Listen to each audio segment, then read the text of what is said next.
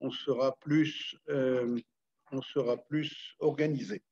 Bon, Shavua Tov, nous reprenons là où nous l'avons laissé la semaine dernière. Je voudrais vous raconter une petite anecdote, enfin, qui s'est passée hier, Shabbat.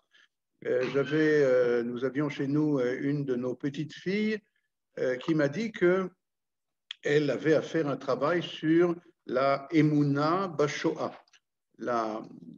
Voilà, la Emouna à l'époque de la Shoah. Et comme vous le savez, c'est un sujet qui a fait couler beaucoup d'encre et en général, les textes ou les gens qui en parlent parlent surtout de la fameuse question où était Dieu pendant la Shoah. En général, on sait où est Dieu quand tout va bien, mais voilà. Alors, je lui ai dit que le peu que j'ai lu sur le sujet me fait penser un petit peu différemment et vous allez voir combien c'est lié. Peut-être d'ailleurs, c'était grâce à notre étude de la semaine dernière que j'ai pu orienter sa réflexion dans ce sens. Ça va, vous m'entendez bien? Sur le Zoom, je parle. Oui. Eh bien, oui, ça va? Oui, très bien.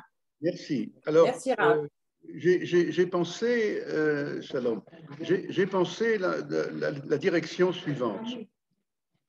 Je lui ai raconté un petit peu ce que nous étudions à propos de ces trois femmes du Tanakh qui nous y sommes rentrés, si je peux dire, grâce à la personnalité de Hannah, comme vous vous rappelez, Koved Rosh, cette attitude fondamentale de la Tefila qui immédiatement se connecte à la personnalité et à l'attitude de Hannah, mais nous avons élargi le sujet pour mieux comprendre ce qu'est cette vertu pas facile, que les gens n'ont pas l'habitude d'appeler une vertu et qui s'appelle la mériroute, vous vous rappelez, l'amertume, et nous avons conclu qu'un peu d'amertume est nécessaire, semble-t-il, pour entamer le dialogue avec le Créateur. Mais j'ai dit à ma petite fille, qui s'appelle Réout, que ces trois femmes, voyons un petit peu ce qui s'est passé très rapidement. À la lumière de cette question, je crois que ça peut éclairer un peu plus notre étude. Regardez Myriam. Myriam, elle a évidemment, Myriam qui, on l'avait dit la semaine dernière, est appelée du nom de la Mériroute, est appelée du nom de l'amertume, donc elle est encore plus que peut-être que Hannah et que Naomi dont nous avons parlé un petit peu, elle est véritablement, c'est tout son être, puisque c'est son nom. Tout son être est tourné vers cette attitude d'amertume, eh bien, il n'y a pas de doute. La situation des Hébreux en Égypte est, à ce moment-là, Shoah. C'est d'ailleurs, il y a des midrashim qui en parlent dans ces termes, véritablement, et il y a même des textes plus ésotériques de la Kabbalah qui parlent mamash dans des termes de Shoah, de ce qui s'est produit en Égypte. Eh bien, en quoi, en fait, on a découvert ça un petit peu ensemble avec elle, en quoi est-ce qu'il y a ici cette dimension d'amertume? Quel est son rôle? Quelle est sa fonction? Quelle est sa raison d'être? Nous avons vu ensemble, la semaine dernière, que, à propos, par exemple, de Myriam, lorsqu'elle vient chez son père, le grand de la génération, et qu'elle lui dit, nous avons rappelé ça la semaine dernière, qu'est-ce qu'elle lui dit finalement? Je reprends pas ce qu'on a vu, mais dans des termes différents. Elle lui dit, il n'y a plus d'avenir, il n'y a plus d'issue. L'histoire d'Israël, on ne comprend pas les desseins de Dieu, comme on dit, mais il a décidé que c'est terminé. Pensait Amram, le grand de la génération, et après lui, tous les hommes de la génération qui ont répudié leur femme. Eh bien, la petite Myriam, elle, avec sa tmimout, avec sa simplicité d'enfant, mais peut-être aussi et surtout avec sa révolte, vous vous rappelez que le mot mériroute vient du mot méri aussi, qui veut dire révolter. Elle se révolte contre cette situation sans issue et elle ne réfléchit même pas sur le plan peut-être intellectuel, comme Amram peut le faire, car il est le grand de la génération, mais elle a une certitude, Emouna, une certitude que c'est pas possible. C'est pas possible que, après toute l'histoire d'Israël, cette histoire exceptionnelle, hors du commun dans l'humanité, se termine comme ça. C'est pas possible. On peut dire ça de différentes façons, mais elle en a la certitude. Et cette certitude est tellement forte, cette émouna est tellement forte qu'elle va, comme vous le savez, convaincre et son père et ensuite tout le peuple d'Israël. Même chose à propos de Hana. Vu sous cet angle, et en référence à tout ce qu'on a déjà appris sur Hana, mais ça vient ajouter, je crois, eh bien, nous avons appris hier à définir peut-être la situation de Hana de cette façon-là. C'est impossible qu'une femme d'une telle envergure, l'une des 7 prophétesses du Tanakh, mais pas seulement. La Guémara, ça on ne l'a pas dit, parce qu'on ne veut pas tout apprendre à propos de Hana, mais la Guémara nous parle dans le traité de Rosh Hashanah qu'on apprend que les mères d'Israël, la plupart d'entre elles, ont conçu le jour de Rosh Hashanah. D'où on apprend cela de Hana. C'est-à-dire Hana, je ne vais pas rentrer dans les détails de l'étude, ça s'appelle Gzera Shava, Atia, Zechira, Zechira, Pekida, Pekida. Eh bien, le même mot est employé pour Sarah, pour Rivka, mais chez Hana, tous les mots sont employés. C'est-à-dire c'est d'elle qu'on a, c'est vraiment la mère de toutes les mères de ce point de vue-là, celle qui nous a, on a vu que Hana, ça fait en valeur numérique 63, non, je crois qu'on n'a pas encore vu, mais que cela concerne la mère d'Israël dans la Kabbalah. Eh bien, Hana a la certitude envers et contre tout. Vous vous rappelez que son mari lui dit avec beaucoup d'attention, je ne reviens pas là-dessus, et elle se lève à Takom, et elle comprend que si lui a, comment on dit en français, Ishlim, a accepté le sol, la destinée, qu'elle sera certainement, il sera pour elle une épouse, un époux attentif, et elle sera. Mais d'enfant, apparemment, elle ne peut pas avoir. Combien est-ce qu'on peut attendre et combien est-ce qu'on peut faire et prier dans ce sens? Zéou, il y a une limite. Et à ce moment-là, elle ne lui répond même pas, vous vous rappelez, elle se lève et elle va vers, on pourrait dire, son destin, va takom, c'est-à-dire, elle est en rupture avec toute cette, tout ce rationnel, on peut dire, selon toute vraisemblance rationnelle, eh bien, voilà, c'est sans issue. Et mieux vaut en prendre son parti, dit-il, avec, encore une fois, beaucoup de délicatesse et de... Eh bien, non, non seulement elle ne répond même pas à ça, car il n'y a rien à répondre, il a raison de ce point de vue-là, vous comprenez, mais chez elle, c'est à un autre niveau que ça se passe, et la Shoah pour elle, qui concernerait, qui se constituerait de par le fait qu'elle n'ait pas d'enfant, c'est quelque chose qui est invraisemblable, qui ne peut pas être, et c'est pas possible que ça, ce soit la volonté de Dieu le bienfaisant. Même chose à propos de Naomi, bien entendu. Naomi, alors c'est vraiment la Shoah. Je ne sais pas si on avait relu la semaine dernière les premiers versets de la Megillat Ruth, mais vous savez, vous vous rappelez, elle descend, ils étaient la famille la plus importante, la plus renommée, la plus centrale dans la région de Judée, avec son mari Elimelech. Et voilà que pour les raisons que vous savez, qui ne sont pas très vertueuses, le mari et les enfants apparemment décident de descendre, et pas seulement de descendre d'Israël, bien qu'ils avaient eux à manger en cette période de famine, mais ils descendent au pays de Moab. Et on sait que revenir à Moab, c'est véritablement revenir à la préhistoire d'Israël.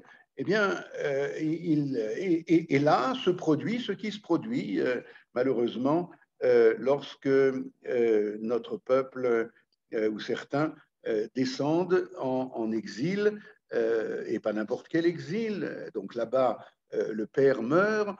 Après que le père est mort, alors on fait un X, Vatishaer, elle est restée avec ses 2 enfants, un verbe terrible. Et puis, après cela, les enfants, apparemment, ils ont attendu la mort du papa, se marient avec les Goyotes que vous savez, qui pourtant étaient des filles de rois, enfin, le roi de Moab, enfin, quand même. Et puis voilà, 10 ans après, de vie moabite, enfin, eh bien, les 2 enfants, Mahlon, Kilion, dont le nom même veut dire, comment on dit, c'est la fin, quoi. Comment? Effacé. Effacer, Kilion, c'est détruire, enfin, il symbolise la destruction. Et c'est vraiment en 5 versets du début de la Megillat Ruth une description de Shoah individuelle d'une famille, mais pas n'importe quelle famille, la famille centrale à l'époque de la région. Eh bien, famille juive de la région. Eh bien, là aussi, tout de suite après, va Tako. Elle se déconnecte de cette bout, de cette, pas seulement, on peut dire, d'une histoire sans issue, d'une histoire qui se termine là, malheureusement, comme toute histoire de hitbolelut, on dit hitbolelut en français, d'assimilation. Eh bien, l'histoire se termine là. Eh bien, elle décide que non, qu'il faut, il y a une certitude là aussi, à l'intérieur même de cette Shoah qu'elle est en train de vivre, eh bien, elle a une certitude qu'il doit y avoir une issue, et une issue messianique, puisque ce livre mènera à David, qui est le dernier mot de la Megillah. Alors, avec Réhout, avec notre petite fille, on a peut-être pu donner encore un éclairage qui vient ajouter un peu, je crois, à notre étude. Quelque part, la tefila, comme on le verra, est l'issue par excellence, l'ouverture par excellence vers un monde fermé, à partir d'un monde fermé. Le monde manquant, le monde malade, le monde pauvre, le monde ignare, le monde qui est manquant tel que nous le rencontrons au quotidien, 3 fois par jour, on va s'ouvrir vers un monde qui est, comment on dit, non manquant, comme on dit ça, qui est plein, qui est Shalem. Et c'est en s'ouvrant vers ce monde qui est Shalem, qui est empli de tous les bienfaits que le Créateur voulait toujours déverser sur son monde, mais nous n'étions pas capables de les recevoir, eh bien, c'est de cette façon-là que nous allons petit à petit, d'abord et avant tout, Vatakom, avoir la force intérieure, la volonté intérieure de relier le monde du manque avec le monde du plein. C'est ça, avec le Rav Kook, on verra un texte de Olat Reia là-dessus, le Rav Kook parle beaucoup de cela, que la tfila, c'est la rencontre avec le monde du plein, avec le monde qui non seulement a une issue, a une comment on dit, yéroud, une finalité, mais qu'il y a un lien possible entre le chaos, le manque, le monde de l'absurde, comme aiment à dire les existentialistes. Eh bien, il y a une issue possible, et non seulement possible, mais voulue par Dieu lui-même, et donc voulue par nous, grâce à la Tefila, de relier envers et contre tout, c'est-à-dire, encore une fois, on comprend peut-être mieux maintenant pourquoi la Gemara, finalement, à propos de Chana, avait repoussé en grande partie cette hypothèse de travail que Kovedrosh, le sérieux de la Tefila,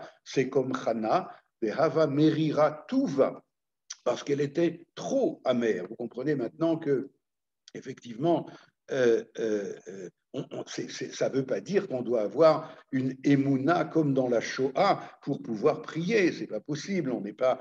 Il faut, la vie a ses exigences, mais un petit peu de cela permet de comprendre que si même, Kal vachomer, n'est-ce pas, a fortiori, si même dans les situations de ces trois femmes dont nous avons parlé, il y avait une issue, alors à plus forte raison dans la vie quotidienne de chacun et de chacune d'entre nous, où nous avons bien sûr des manques et des difficultés et parfois même des souffrances, mais que toutes ces catégories de manques finalement ne sont que pour permettre, et ça on étudiera peut-être encore aujourd'hui, sinon la prochaine fois, la notion de stérilité qui, pas par hasard, a été choisie par les sages comme lien fondamental avec la téphila, mais stérilité, pas seulement d'un enfant.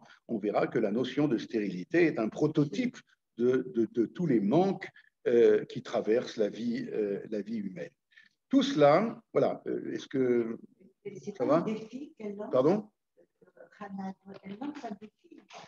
Il y a fait. Je crois que dans le Vatakom, il y a sans aucun doute un défi, et je ne voudrais pas encore une fois trop élargir, mais il y a aussi peut-être le fait qu'il y a deux choses, si vous voulez, dans ce Vatakom. Elle s'est levée dans le sens le plus fort du mot. Il y a une relation au passé, il y a une relation au futur. Dans la relation au passé, il y a ce qu'on vient de dire, en fait, il y a une volonté de rupture avec la fatalité, de rupture avec un monde sans issue, de rupture avec une destinée toute faite et toute tracée qui ne mène à rien. Et ça, c'est par rapport au passé. Mais par rapport au futur, et je crois que le mot dont vous venez de parler, le défi, peut-être donne cette connotation, le fait d'avoir cette attitude n'est pas sans risque. Alors ça c'est un sujet très vaste, mais on trouvera, le plus on trouvera chez David. Et ce n'est pas pour rien que David est le deuxième ou troisième dont on apprendra la Téphila, Téphila les David, Tehilim, parce qu'il s'agit d'une personnalité qui en aucun cas n'accepte le monde tel qu'il est. Et voilà, enfin, je crois qu'on ne veut pas en dire beaucoup plus pour l'instant, mais on va voir ces choses affleurer petit à petit, de telle façon qu'on comprendra mieux en quoi le Vatakom, c'est une rupture d'une situation qui est, comme on l'a dit, une situation sans issue, une situation de fatalité, mais en même temps, c'est une situation confortable. Vous comprenez, parce que le fait de regarder Naomi dont on parlait à l'instant, elle sait très bien ce qui l'attend lorsqu'elle va arriver en Judée, retourner en Judée. Elle sera l'opprobre, voilà le mot que je cherchais autrefois, bouse, enfin, elle va être méprisée. Finalement, d'ailleurs, ça ne se passera pas tout à fait comme ça. Mais en tout cas, elle est prête à cela. Et comme je disais, c'est prendre des risques. Ce qui est vrai, et là aussi c'est une direction que je ne vais pas développer maintenant, mais que nous allons développer un petit peu plus tard, dont nous n'avons pas encore du tout parlé, mais j'attire votre attention sur le fait que tout ce qu'on vient de dire au niveau individuel est vrai à plus forte raison au niveau collectif. C'est-à-dire que il y a des situations par exemple, ce qu'on a vu à propos de Myriam, c'est évident que c'est pas l'anecdote de Myriam et de Amram et de Yocheved, mais il s'agit ici d'une situation collective qui est sans issue, et on va malgré tout reprendre l'histoire à son compte au niveau collectif. Hana aussi, nous le verrons, rappelez-moi, quand on étudiera sur la Akarut, sur la stérilité de Hana au sens le plus profond du mot, eh bien, nous étudierons la courte prière de Hana, la prière explicite de Hana, les 10 versets de la prière dans le chapitre 2, et nous verrons que ça ne parle que très accessoirement de la stérilité, qu'elle n'a pas d'enfant et que Pénina en a chaque année un de plus. en fait, les traductions, les targumim, les commentaires nous dressent une fresque extraordinaire où elle va parler de l'histoire d'Israël. Toute l'histoire d'Israël est récapitulée, on peut dire, l'histoire messianique, l'histoire du manque de l'enfantement du Mashiach. J'essaie de relier les choses entre elles. Eh bien, cette histoire traverse la prière de Hannah. Et évidemment, à propos de Naomi, c'est la même chose, puisque Naomi, comme on l'a dit tout à l'heure, cette initiative courageuse, extrêmement courageuse, n'est pas une simple initiative personnelle on pourrait dire qu'elle a ressenti que cette histoire de Elimelech et des enfants, etc., était une erreur terrible. Et elle essaye, on pourrait expliquer comme cela, et ce n'est pas complètement faux, elle essaye de corriger de la manière qu'elle peut. Bientôt, ça va être par l'intermédiaire de Ruth. Et il y a tout au long de la Megillat Ruth, comme nous l'avions appris, je crois, il y a quelques années, il y a toute une espèce de dialectique très curieuse entre Naomi et Ruth. On ne sait plus très bien qui fait quoi. Est-ce que c'est Naomi qui fait ou est-ce que c'est Ruth qui fait? Est-ce que Ruth fait à l'initiative de Naomi ou est-ce que Naomi, etc. Alors, c'est sans aucun doute aussi une initiative personnelle de teshuva très profonde, mais en même temps, il y a bien entendu dans cette initiative, c'est toute l'histoire d'Israël elle-même, l'histoire messianique d'Israël, encore une fois, qui passe par cela. Je vous rappelle que la Gemara de Sanhedrin nous dit que En ben David ba ad she yityaashu mina geula. Le Mashiach ne viendra, et c'est très curieux, au lendemain de Yom HaAtzmaut, le Mashiach ne viendra que lorsque nous serons désespérés de la délivrance. Alors, si on est désespéré de la délivrance, alors comment est-ce que c'est? Ça veut dire, à la lumière de ce qu'on vient de dire maintenant sur la Shoah et sur la envers et contre tout, et sur la certitude qui s'appelle Emouna, malgré toutes les apparences rationnelles, eh bien, je crois que ça prend tout son sens. Il faut, explique le Rav Kook, que même le désespoir soit délivré. Enfin, comment on dit ça, rédemption. Il faut qu'il il faut délivrer même le désespoir. Voilà, y a-t-il des questions jusque-là? Alors, pour relier avec ce que je viens de dire maintenant, j'ai une petite surprise, je ne sais pas si on peut dire comme cela, mais enfin, vous savez, il y a parfois des enseignements qu'on découvre et qui étaient tellement évidents qu'on se demande comment on n'avait pas pensé à cela depuis longtemps. Eh bien, ces trois femmes dont on a parlé maintenant, si je prends les initiales qui ont en commun, encore une fois, non seulement la mériroute, l'amertume, mais qui ont surtout, on le voit maintenant en commun, le fait de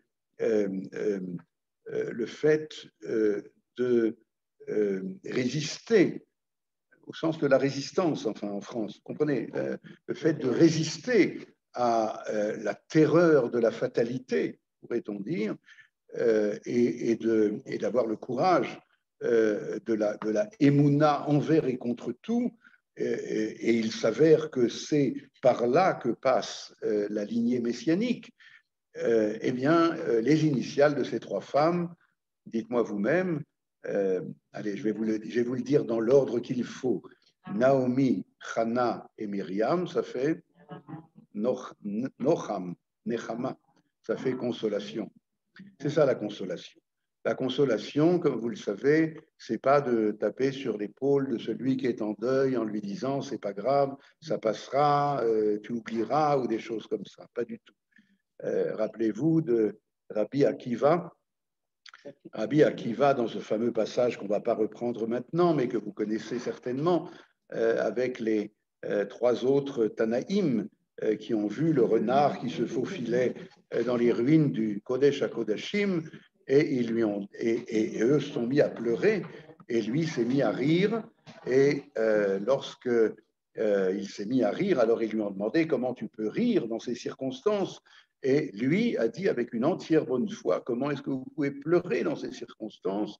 Et c'est après toutes les explications de ce texte qu'on ne verra pas maintenant, que le texte se termine de la Gemara de Makot en disant Akiva nichamtanu, Akiva nichamtanu. Tu nous as consolés 2 fois. Là aussi, il faut étudier pourquoi ils ont dit 2 fois. Il y a 2 passages là-bas, mais tu nous as consolés. La consolation, c'est ce que nous venons de dire maintenant. Nous apprenons de Naomi, Hannah et Myriam, initiale de Noham, nous apprenons que c'est cela la consolation. La consolation, c'est lorsque nous découvrons que malgré que le monde semble un monde de fatalité, un monde sans issue, un monde où toute initiative messianique est fermée définitivement, eh bien, envers et contre tout, il y a les choses sont en train de se construire à l'intérieur même. Je rentre maintenant un petit peu l'enseignement de Rabbi Akiva dans tout ce que nous venons de dire. Le monde est en train, le monde imparfait, le monde manquant, est en train de se construire du dedans même de cette impression de fatalité et de sans issue. Du dedans même de cela, il y a, mais c'est quelque chose qui se révèle a posteriori de la émouna, a posteriori de la certitude, il y a une vérité de reconstruction qui est en train de germer, et même si pour l'instant elle n'est pas évidente. Bon. Alors, vous voyez que finalement, et ça aussi c'est un thème dont on verra si on aura encore le temps, mais un thème qui m'est très cher ces dernières années, on voit combien la tefila et la teshuva sont des notions voisines. Elles sont encore beaucoup plus que voisines. Si on a l'occasion, avant la fin de l'année, d'étudier un certain nombre de textes et d'éléments là-dessus, nous verrons que il y a Achat diber Elokim, Shtaim zu shamanu, shamati, Dieu a parlé un et nous avons entendu deux. De sa part à lui, c'est le premier texte du livre Olat Reya du Rav Kook, Ha-tfila ha-matmedet shel ha-neshama, la tefila permanente de l'âme, dit le Rav Kook. Cette tefila permanente de l'âme, c'est le fait que Dieu nous parle en permanence. On entend ou on n'entend pas, on comprend ou on ne comprend pas, on déchiffre ou on ne déchiffre pas. Mais à travers la Neshama, qui est Chelek Eloham Imal, qui est la dimension divine qui est en chacun, chacune de nous, eh bien, Dieu nous parle en permanence. Grosso modo, il nous parle en termes de Torah, et c'est-à-dire d'enseignement, Torah, Hora'a, et en réaction, en répartie, eh bien, nous avons non pas une direction, une ligne directrice, mais nous en avons deux, une qui s'appelle Tefila et une qui s'appelle Teshuva, et qui répondent peu ou prou au même principe. Nous le verrons plus tard. Je dis cela parce que très souvent, on pense que qu'est-ce que c'est la tefila, c'est un sujet dont on n'a pas encore parlé. Qu'est-ce que c'est la prière? Eh bien, l'homme, la femme sont dans une situation de manque, de souffrance, de difficulté ou pas. Et puis, je ne sais pas, moi, ils montent sur la colline, les cheveux au vent, et ils s'adressent au Créateur avec une, comment on dit, avec beaucoup de foi et de sincérité, enfin, Alors, nos sages sont très virulents par rapport à cette façon de voir les choses. Ils disent il y a ici probablement avoda, un travail intérieur, un culte intérieur, mais c'est une avoda zara, parce que à qui tu t'adresses exactement? Au vent, au soleil, à la montagne, au sens de l'histoire. Quel est le Dieu auquel tu t'adresses? Et bien entendu qu'il faut d'abord qu'il y ait une révélation de Dieu à l'homme pour que l'homme puisse savoir à qui il s'adresse. Vous vous rappelez que la Hamida, le Shmona Esrei, qui est le cœur de la Tefila, quand la Gemara, Mishnah, dit la Tefila, elle pense au Shmona Esrei, vous le savez. Eh bien, les trois premières brachot de la Hamida, c'est ce qu'on appelle Birkot HaShevach, qui concerne le fait de savoir à qui on s'adresse. C'est l'adresse, au sens français du mot, une adresse. Eh bien, car sinon, c'est une... même si ça vient de quelqu'un de religieux, comme on dit, alors ça s'appelle une philosophie religieuse dans le meilleur des cas et une idolâtrie dans le pire. Rappelez-vous de ce qui s'est passé il y a 2 semaines, on a lu dans les Parashat Shmini à propos des enfants de Aaron. Cette semaine, nous lirons Acharemot, après la mort des enfants de Aaron, qui étaient bien entendu animés, c'était des géants, on peut pas se mesurer avec l'envergure spirituelle qui était celle de... Mais ils se sont trompés d'adresse, c'est-à-dire ils étaient tellement empressés de servir Dieu ce jour-là où il y a pour la première fois de l'histoire une relation panim el panim, nous avons appris, l'ifne Hachem, une relation de proximité entre le Créateur et la créature, alors ils se sont empressés, alors qu'il n'y avait pas encore les conditions requises pour que la révélation divine se fasse. Donc, il ne savait pas à qui il s'adressait. Alors, je reviens maintenant à notre sujet et je reprends. Oui, il y a des questions. Alors, ça veut dire qu'il faut être initié pour qu'il faut être. Il faut être initié pour prier. Vous vous joignez à nous maintenant? Vous vous joignez à nous maintenant. Non, ce n'est pas du tout une critique, vous êtes la bienvenue. Simplement, ce sont des thèmes effectivement qu'on a un petit peu essayé d'élucider auparavant dans les premiers temps de notre étude. Vous avez absolument raison, bien que. Alors, premièrement, vous avez absolument raison. Après, je dirais pourquoi bien que. Vous avez je ne fais que reprendre, mais très, très, très succinctement, ce que nous avions appris. Ça fait de mal à personne, je pense. Je crois que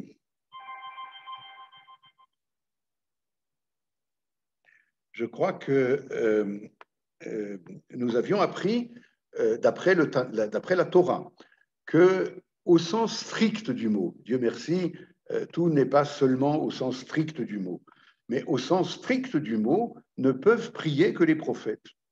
C'est ce qu'on avait appris. Rappelez-vous de l'histoire avec Avimelech, et c'est Dieu qui dit à Avimelech, il est prophète, alors il va prier pour toi. Et nous avons parlé beaucoup également du langage de la prière, n'est-ce pas? Le langage de la prière, c'est la langue des prophètes. Après, reprise par les Anshe Knesset Agdola, les membres de la Grande Assemblée, qui sont les héritiers des prophètes, puisque les derniers Anshe Knesset Agdola étaient eux-mêmes prophètes. Eh bien, a priori, au sens strict du mot, c'est vrai, seuls les grands initiés peuvent prier. Grands initiés, ça veut dire Anshe Knesset Agdola, prophète. Seulement, Dieu merci, Dieu merci, Dieu merci, ils nous ont légué d'abord ce langage. Ils nous ont légué les paroles de la Tefila, qui, je vous rappelle, d'après ce que dit le Rabbi Chaim de Volojine dans son livre Nefesh HaChaim, chaque mot de la prière est tellement plein de sens, de kavanot, d'intention, que toutes les kavanot que le Harizal le maître de la Kabbale a introduit dans ces mots n'est qu'une goutte d'eau dans la mer, je cite, par rapport à ce que les Anshe Knesset Agdola avaient introduit. Donc, d'un côté, absolument, il s'avère que il y a ici un acte messianique dans la tefila. Si on comprend un tout petit peu ce que nous faisons, et c'est pour ça que la tefila, ça aussi c'est un thème dont on n'a pas encore vraiment beaucoup parlé, mais nous en parlerons sans aucun doute. La tefila est un acte public. Ce n'est pas d'abord un acte privé. On a le droit d'introduire dans cette tefila tzibourite, publique, qui concerne l'histoire d'Israël, on a le droit d'introduire des prières individuelles sur les manques individuels. Mais ça n'est pas a priori l'objectif de la tefila, c'est-à-dire, comme on l'avait appris, on prie Dieu en lui disant allège mes souffrances ou bien remplis mes manques individuels, car c'est ce qui m'empêche de remplir mon rôle dans l'histoire d'Israël.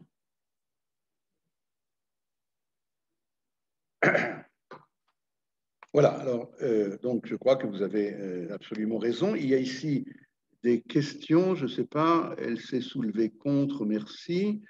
Ouh là là, Yocheved, votre question n'est pas très claire. Alors, si vous pouvez la reprendre, ce serait bien. Alors, nous avançons maintenant avec la page qui est la nôtre et que je vais tout de suite faire monter. Ou peut-être encore une page que je vous mets maintenant sous les yeux. Je m'excuse, encore une fois, il faudra voir comment on fait simultanément pour photocopier et pour... Alors, je n'ai pas ici de photocopie, mais ce n'est pas très, très grave. Il y a un texte dans le Zohar HaKadosh qui, je crois, résume très bien tout ce que nous venons de dire depuis le début de ce cours. Le Zohar HaKadosh nous apprend dans l'introduction du Zohar. J'ai ici le texte sous les yeux et je crois que vous l'avez aussi. Ah, peut-être pas encore. Peut-être pas encore. Une seconde. Il faut que... Ah oui. Il faut que je fasse share. Voilà. Et c'est comme ça. Voilà. Maintenant, vous l'avez sous les yeux, en tout cas, celles qui sont avec nous en Zoom. La prochaine fois, j'essaierai de vous photocopier tout ça à l'avance. Dans l'introduction du Zohar HaKadosh, il y a un drôle de récit, un récit un peu fantastique, qui nous parle de ce que Rabbi Shimon Bar Yochai nous apprend de ce qui se passe dans la Metivta d'Erakia, c'est-à-dire dans la yeshiva d'en haut, la yeshiva du ciel. Il y a au ciel une grande yeshiva où tous les tzadikim sont réunis et il y a toutes sortes de choses qui se passent là-bas, mais je voudrais, voyez ici, la Metivta d'Erakia dans la colonne de droite en bas. Metivta d'Erakia lemkomchem, rentrer dans la yeshiva d'en haut, et puis dans la colonne de gauche, ici c'est la paragraphe 54, Nun Dalet, je ne peux pas vous le montrer parce que voilà, ça ne marche pas. Alors il y a marqué comme ça, Mimikem, je vais aller à l'essentiel. Il y a une voix, une voix céleste qui se fait entendre dans cette yeshiva du ciel et qui dit comme ça, Mimiken, man minchon, celui qui, parmi vous, asher afach rocher le or, qui est capable de transformer les ténèbres en lumière. Vehamar yit'am lo kematok. Et la mer, quand il mangera de la mer, il sentira du doux. Eh bien, celui-là peut entrer dans cette yeshiva du ciel, qui est la yeshiva messianique, la yeshiva future, qui donne accès à cette ère messianique. Eh bien, il y a ici quelque chose d'extraordinaire. Celui qui est capable de transformer le ténèbre en lumière et qui est capable, pas de transformer le mar en matok, pas seulement de transformer la mer en doux, mais qui, lorsqu'il mange de la mer, écoutez bien, il sent le doux. Vous comprenez? C'est très différent. C'est Rabbi Akiva. C'est Rabbi Akiva qui, mangeant de la mer, enfin, voyant la destruction la Shoah, il est devant Auschwitz, si vous voulez, et voilà qu'il sent la douceur. Alors évidemment, nous sommes très très loin de cela encore, mais en tout cas, il faut savoir que ça existe. Et il est très curieux de voir dans les textes du Rav Kook. Je vais prendre d'ailleurs une des références à cela, un petit instant. Voilà, ça y est, maintenant ça se complique un petit peu. Ah là là. Voilà, New Share. Voilà. Voilà. Ok, c'est bon. Où est-ce qu'on en est?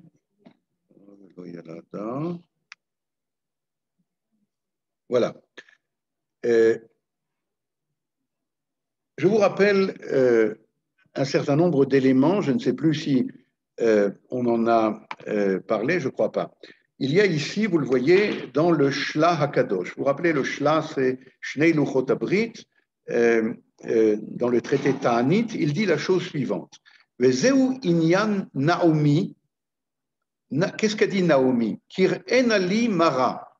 Appelez-moi Mara. Altikrouli, ne m'appelez plus Naomi, appelez-moi Mara. Vous remarquez tout de suite, on en reparlera tout à l'heure, qu'il y a ici une antinomie entre Naïm et Mar.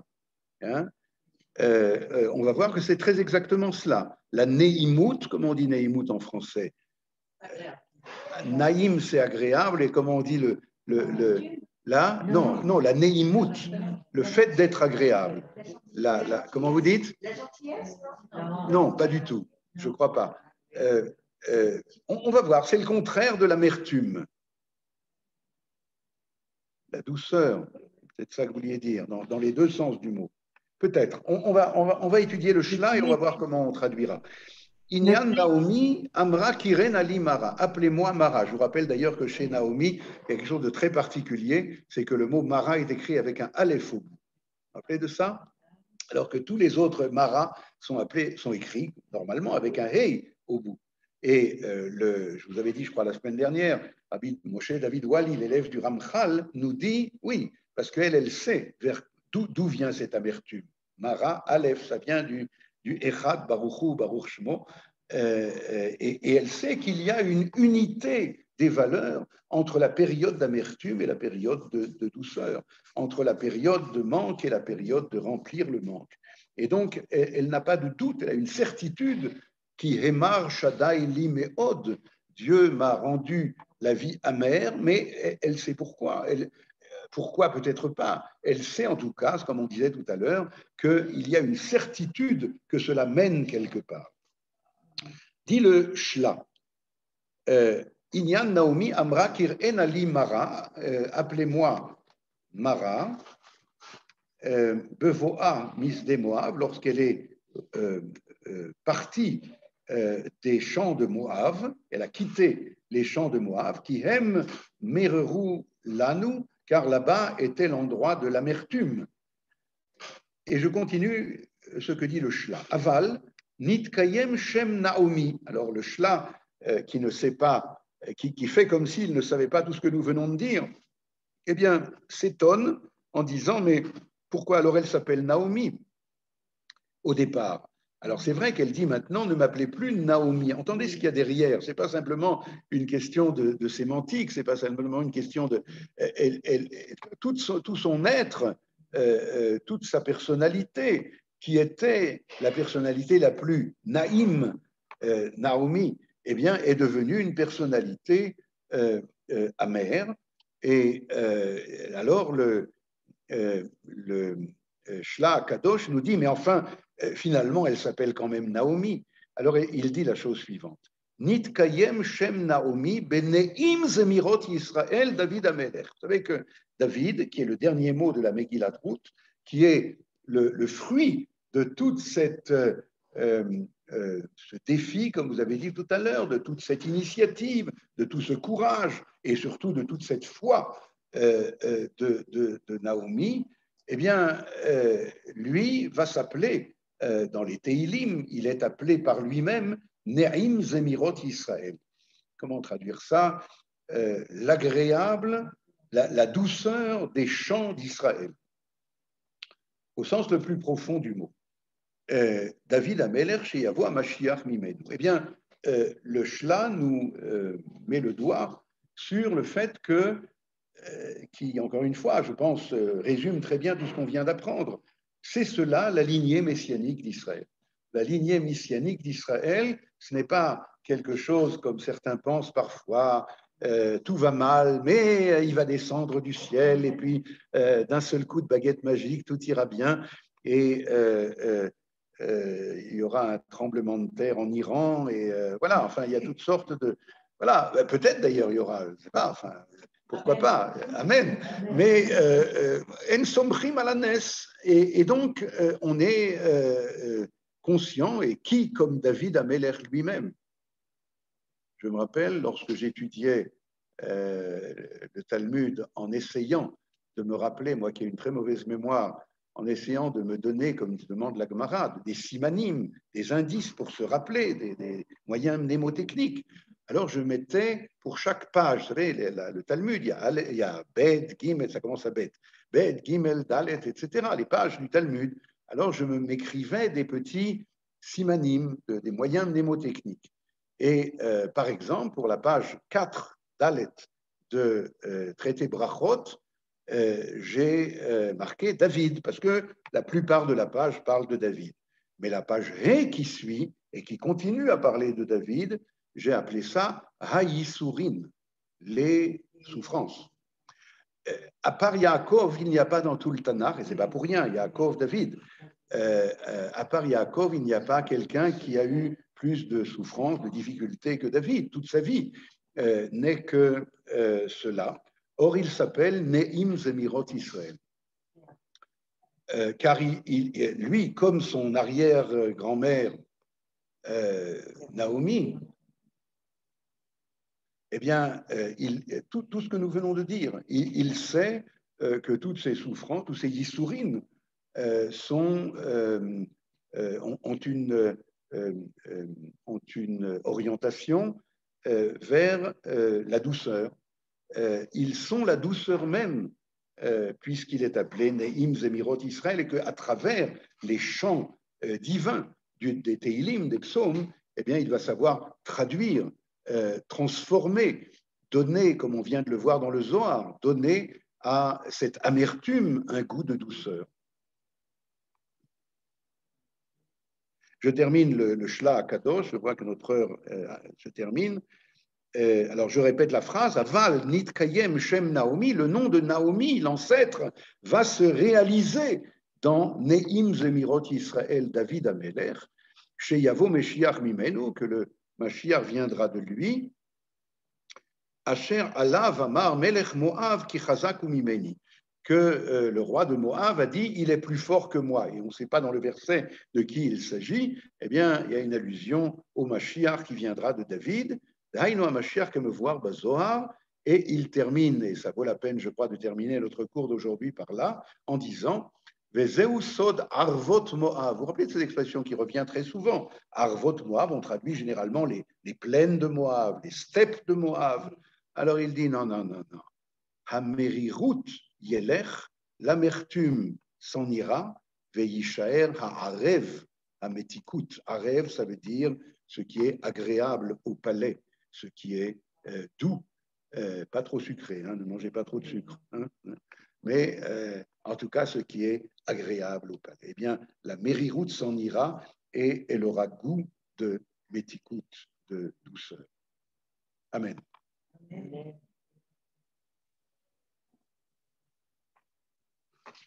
Thank you. Pardon? C'est très important.